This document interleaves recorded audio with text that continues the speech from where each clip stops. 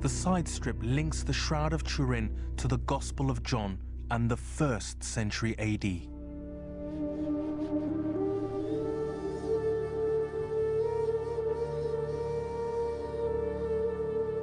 But perhaps the most direct evidence linking the Shroud of Turin to the time of Jesus is an archaeological find made in Jerusalem itself. I've come to the Israel Museum to hear about a discovery made in 1968. Archaeologists unearthed the remains of a victim of Roman crucifixion dating from the time of Jesus. The relevant find was a single heel bone which challenged the way we imagined crucifixion, and the museum has agreed to let me see it. Now, what Ellie has just handed to me is the only evidence that we have of the victim of a crucifixion. The key thing is that this nail did not go through the front of the foot, but through the side of the heel. Grooves on the victim's ulnar bone also show that he was nailed through the wrists. These finds overturn the convention that Jesus was nailed through the front of the feet and his palms. And so they're a benchmark for the true age of the shroud. Crucifixion disappeared along with the Roman Empire.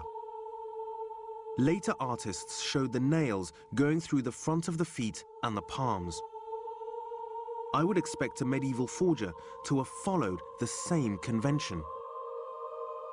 But if the method of crucifixion is distinctly Roman, then it's more likely to be from the time of Jesus. I've asked two specialists, Peter Dean, a forensic medical examiner, and Dr. Neil Svensson, an expert on the shroud, to assess whether the type of crucifixion represented on the image conforms to Christian iconography or to Roman methods of execution. In this area, there are the wounds you would expect to find from the descriptions in the Gospels. The scourging, for example. The shape and size match archaeological discoveries of the flagrum favored by the Romans in the 1st century. Likewise, the wound in the side matches the size and shape of the Roman lance. But for Dr. Svensson, the most telling details are the wounds where the body was nailed to the cross. a Roman crucifixion began with fixing the arms at the crossbeam, called patibulum.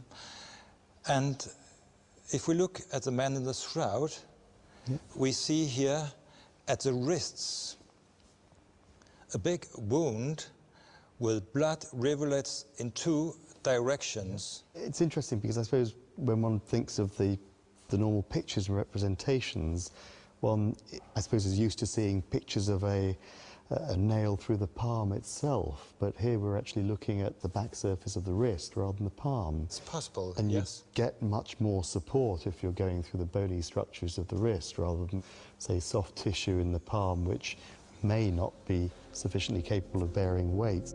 The wounds on the feet also confirm that this was a Roman crucifixion.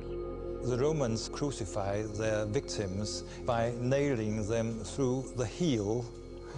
And this man was pierced by the heel because we see a large outflow of blood from here. The bloodstains on the shroud are consistent with this practical way of nailing, the way we now know to be the Roman way. So no one has yet worked out how the image was formed.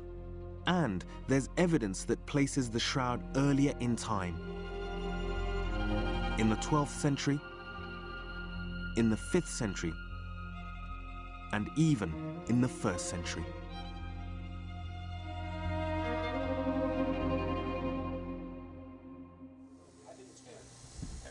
The conflict of evidence is such that the team in Colorado is asking whether the result